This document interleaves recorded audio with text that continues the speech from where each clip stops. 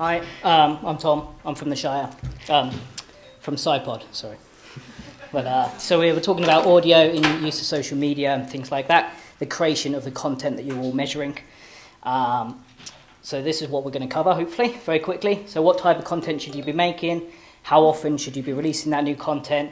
Balance of professional and personal content. And then how to create it quickly. I think we've already touched on this, how important it is for this to be quick and easy, not an extra chore. Scipod, if you don't know who we are, we create public engagement on behalf of publishers, universities, researchers directly. We do that as our flagship product as an audio book. So publishers or researchers send us their technical paper. We rewrite that into a layman-friendly summary, then voiceover artist it into an audio book, then do a press release, social media campaigns, things like that. So I want to talk about this first, is the flow of content is extremely important. We just heard that a second ago from this question, and people get this wrong. So if we look at an example from business, their product and service, their Facebook post and outreach stuff doesn't go straight to the public product or service. It goes to a bridge first, which is like a Dollar Shave Club video, something that explains the benefits of what the product or service is doing first. If you look at an example from Hollywood, they don't go to trying to get you to watch the behind-the-scenes footage from their trailer. They have a bridge in the middle, which is their feature-length film. And we can draw that comparison to peer-reviewed journal articles, so the same as your behind-the-scenes 30-hour box set video. People will come and watch that behind-the-scenes footage if they're involved in the film, they're a die-hard movie fan or whatever, in the same way people read peer-reviewed journal articles without any other input than it was released. But not everybody does. And if you want more people to engage, you have to have a piece just before that, which is what we just heard as that answer. You need a summary version that gets people excited about the fact that they should be reading this peer-reviewed stuff in the first place, or they just don't have the time to read the whole thing and they want a summary anyway. So you need to give them that. And then you create your public outreach and engagement, go to conferences, do podcasts and all this sort of thing. This piece in the middle should be a professional, well thought out piece. It bridges that gap. It's important. Why should we do podcasts over anything else? Because you could write blog reports or videos and things like that.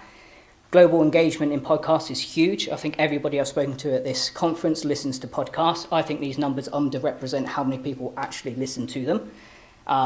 There is data out of the US that says this is actually now closer to about 50%, and I would say that's probably about right. But still, people go to YouTube in as many places, or Facebook or Twitter, so why would we do a podcast over a video? Was the genres. People go on Facebook, they look at cat videos, right? Or they trolling on Reddit or whatever. But on a podcast, comedy is the most popular genre. Education is the second. People go to podcasts in their billions to listen to science, to be educated. It's a really important medium for the academic community to take a hold of now. It's exploding. Lots of professors and researchers and whoever, they want to reach their peers, they want to reach other postdocs. In comparison to the average person, 68% more likely to be a postdoc if you're listening to a podcast. So you'll give, as a publisher, you're just giving a platform and a method for your researchers to reach the people they want to reach. Make it available. 285 million people are visually impaired, they are not reading your papers. Like, you need to make your science available for all sorts of different demographics of people. This is extremely important. 700 million dyslexic people, I count as that. I do not read very many books. I listen to a lot of podcasts and audiobooks all of the time. Make it accessible for people is important. It's also easier. Creating an audiobook is hard in the same way writing a book is hard. But making a podcast is pretty easy. In the same way writing a blog is fairly easy, but a podcast is even easier. It's very time efficient. You can use this. We're not affiliated with them. It's anchor.fm. They have a free app for iPhone, Android, desktop. You just talk into it, record your podcast, press one button, it's distributed on every platform around the globe.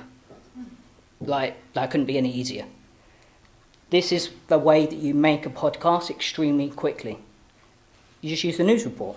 Everybody understands the news report. News reports come out within 2 minutes of an event happening because they're quick and easy to do. They're digestible by the average person. So headline, byline, placeline, that's kind of the title of the episode, like the text that would be on it. Who, what, where, when. You don't have to do that in that order, any order, but that's a quick introductory summary of what you're trying to do. Next paragraph is the details of it. Then you're using quotes. Susan said this, Johnny said that. And then any additional information you need people to know. And this bottom part, add in emotion. This is your professional versus like personal content. People care. Tell them about your cat, the fact that it's sick and it's upsetting you and it put you off today. People care. Like, reality TV will show us that. People just care about watching other people. Like, you don't have to be this, like, faceless person. You can have some personality. It's fine. That's what people like. It's what will differentiate you from anybody else. So as much as you're willing to put in there, do it. How often should you release this content? People live their lives by day of the week, an hour of the day. So Monday Night Football in the US, the NFL own a day of the week. People plan the rest of their week around that schedule. So if you can fit that schedule, it is much easier to get people to engage with your content than if you're every fortnight. Who plans something every fortnight? It's difficult. As often as possible without sacrificing quality, I almost took this slide out. The quality is not up to you, it's up to the listener. Your opinion does not matter on the quality of it. When you're going out with a podcast, release them every single day at 5-minute summaries. You know, it doesn't matter how good my slides look if my presentation is rubbish. The subject is you don't have to sacrifice the quality, you can just speak. To become more frequent over time is much easier as well. Don't release something every day for a week and then you move to once a month and then it's every fortnight. It's confusing for people. Be regular. So if it is once a month, you can't fit that once a week, fine, but be regular. Podcasting in seasons. Everybody's very used to having things in seasons. Sports, TV shows, fashion, everything comes and goes in seasons. So if you just want to release your content in the academic calendar, great, do that. Just tell your audience in advance. They'll be like, okay, that makes sense. You're going on holiday, so am I. Like, that's fine. You can do it in seasons. So putting this all together, firstly, document, don't create. Creating content is extremely difficult. You have to be very creative and it takes a lot of time. So you can use your news summary report of what happened this week. With that Anchor app, when you're walking from your office to your car, you could have recorded the whole thing, pressed a button, put it out to billions of people across the globe. That then goes to your public engagement piece, that's professional summary piece, which then gets people to read your journal article or whatever it is that you want them to actually do by the end of it. I appreciate we went very quick, so if you want those slides, just email me. It's tom@scipod.global. I can send them to you. If you've got questions, I'll be great. But thank you very much for your time.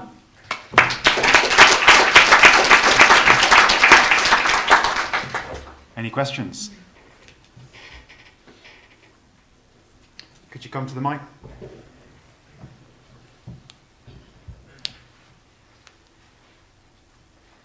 That was a great talk. So many great tips there. I'm curious to know about podcasters that sort of give up because either they're not getting enough viewers, listeners, or they just run out of content.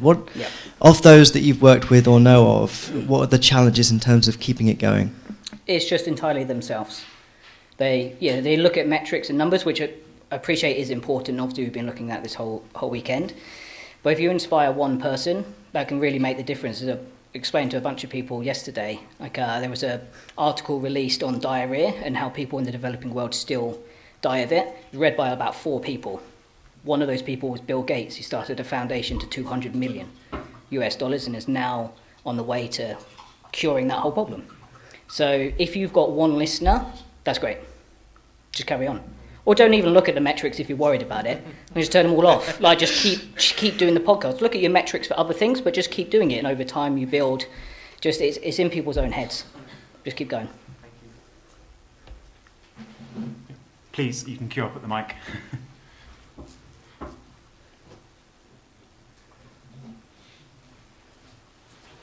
Yeah, hi. Thank you for that talk.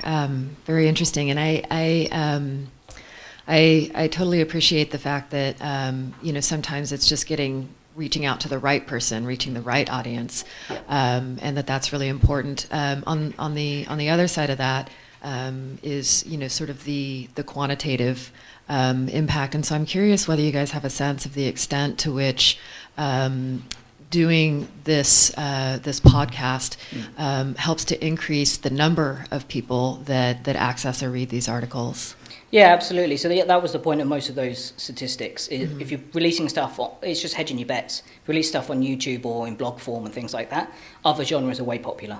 Sports, fashion, cookery, Like, they're all way popular. But in podcast format, people go there for education, billions of people. So you're just kind of hedging your bets that mostly people are going to podcasts to either listen to comedy or learn something. And so you've got more chance of that being discovered. And so, yes, it's just, statistically it works out more likely that you will get results that you're looking for in terms of that bigger impact. Okay. Thank you. Yeah, a question which is linked to the former question. Yeah. So, I think it's a great idea. It's really fun. I think I'm going to use it myself, not as a researcher, but as a librarian. Yeah. Do you have more statistics? So, in how many countries is this used? How many users do you have?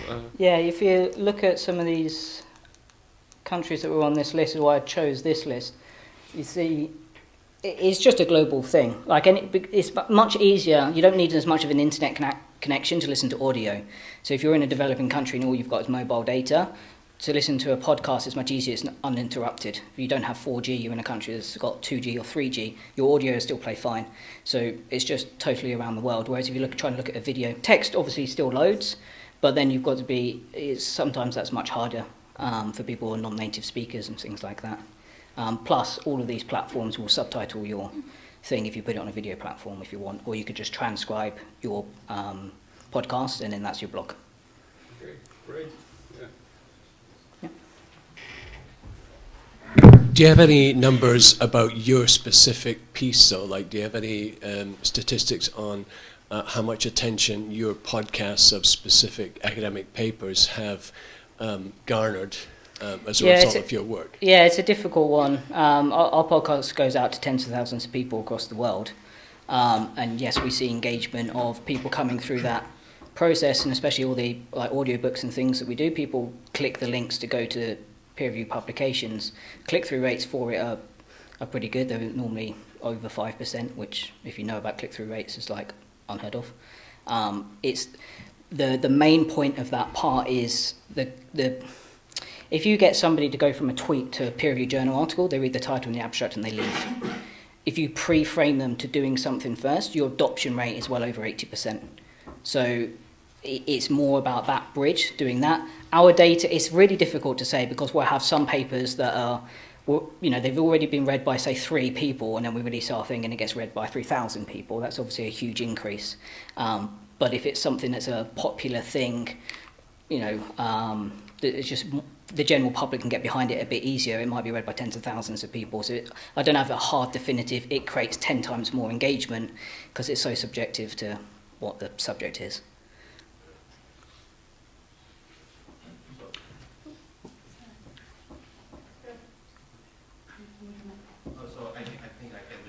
Would you mind using the microphone for the streamers at home?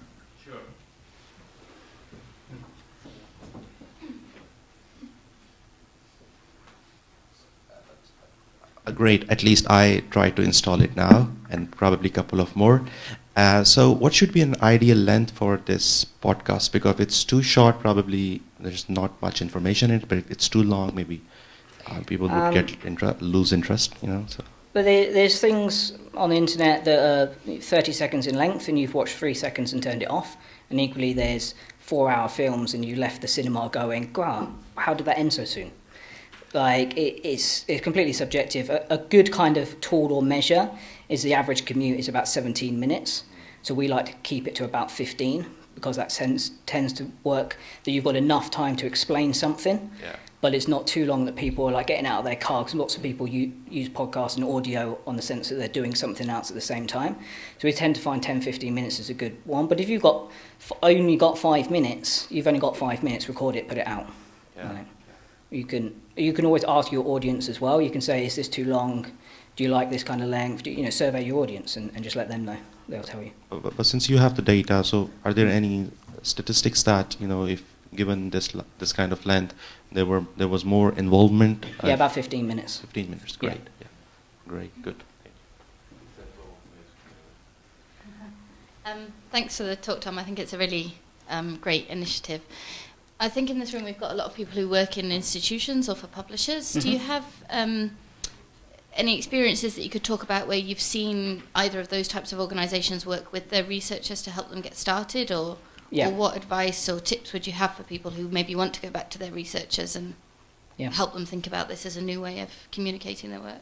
Yeah, absolutely. So if you're a publisher, just start a podcast, and your subject is just interviewing the researchers. So they're submitting a paper, ask them for 5 minutes of their time, 10 minutes of their time, and interview them. That becomes your podcast. Or make the summary yourself, in the same way a news report would do that. A news reporter doesn't always have the on-scene person who was involved in the interview. It was a reporter who reported on the situation. So you can do that yourself. You can report. That's with the byline, place line, all that kind of thing. You can either just do it yourself. Oh, which way is it? You can either just do it yourself and make it all up, not make it up as in like fictitious, but you just answer the questions on behalf of the researcher. I would send it to them first to make sure they're happy with it, or you can just invite them onto your podcast, which for them gives them exposure anyway. So they like to do that. I would try and create that middle piece, that bridge content as a publisher, as a matter of course, because it will increase the engagement of everything. And if you have a bridge summary piece first, in the same way you write an abstract for that sole purpose. Does that answer that question? And if you're like a librarian in an institution? Yeah, I still do the same thing. I mean, if you're a comms department at a university, just go around all the departments and say, I just need schedule 10-minute interviews with every researcher in your entire university. That's your content. Document, don't create. I think this is the thing that it will become the easiest thing, open your mind to it, is you just need to be documenting what is currently happening, which is far easier to do than trying to think of 10 ways to do X, Y, and Z. That's really difficult. Just, we got this paper, this person's doing that, we've got that project going on, we're doing this. News, it's the news. It's easy. Tom, absolutely love it, and I think you've probably got 75 new subscribers to this from this room. Hopefully. A question that Joe might want to ask, and I'll ask for him. Do you assign DOIs to podcasts? Yeah, we have DOIs embedded into audiobooks and things like that. We don't into a podcast, but into audiobooks and things. They can be embedded in there.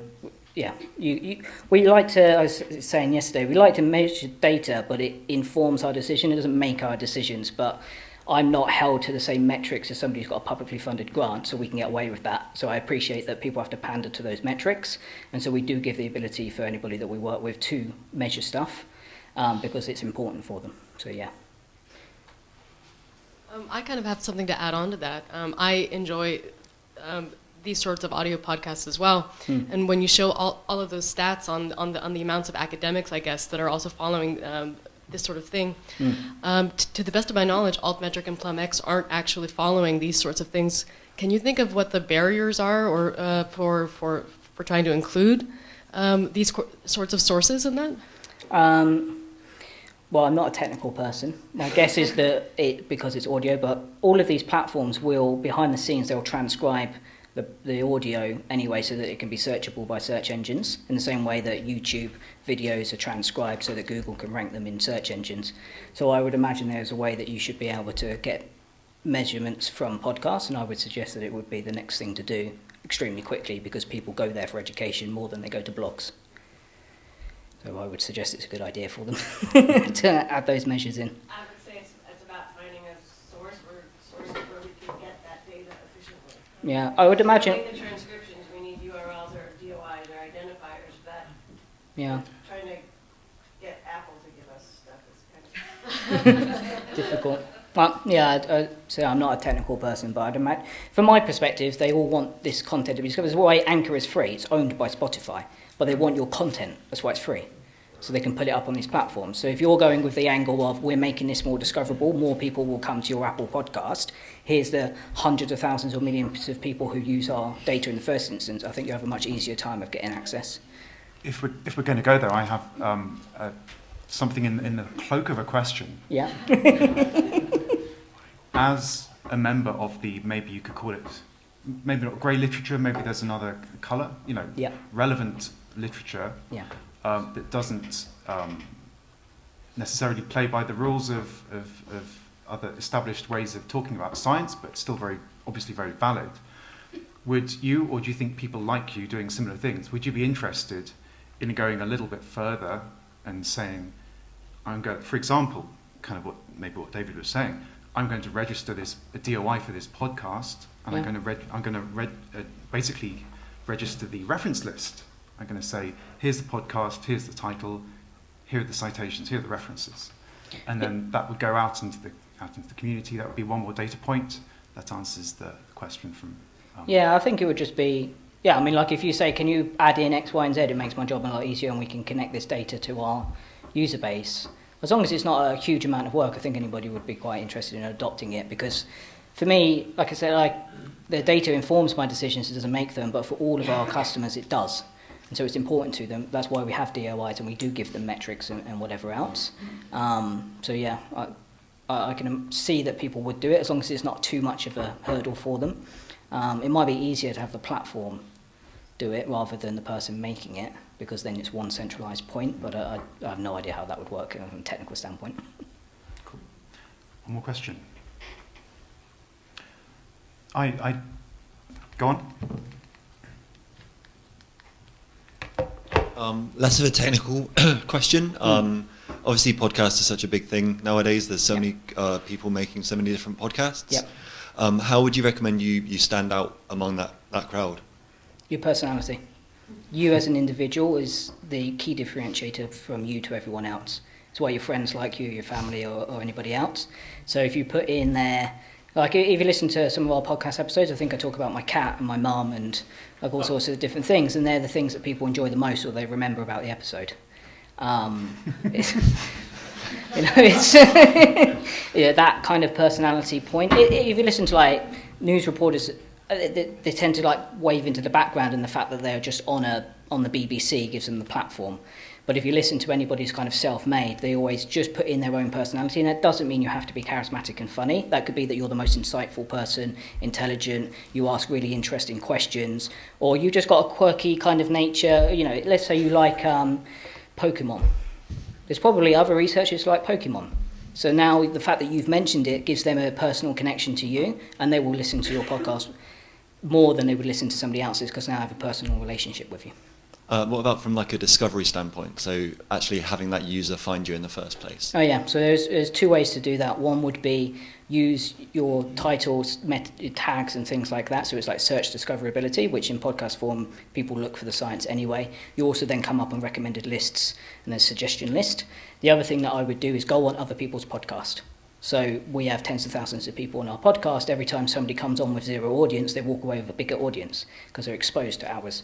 So just do the circuit of interviews in the same way that we interview people, we take their audience. Like they come with an audience, we have an audience, it's kind of cross-pollination. So there's loads of people here. If you want to have a podcast episode, come find me. I'm happy to arrange it. You can have access to that, it's fine. But you go to conferences and events, I'd make all those connections, do a roundtable, record a roundtable discussion on whatever topic it is in the bar over some drinks. That's your episode, job done. And then you've got 5 different people, each with 1,000 people on Twitter or whatever. Great, now you've got 5,000 people on Twitter with 5 of you at the table instead of just your 1,000. Great, thank you. And to think we might have discovered all of the alts. Thank you for introducing us to one more alt.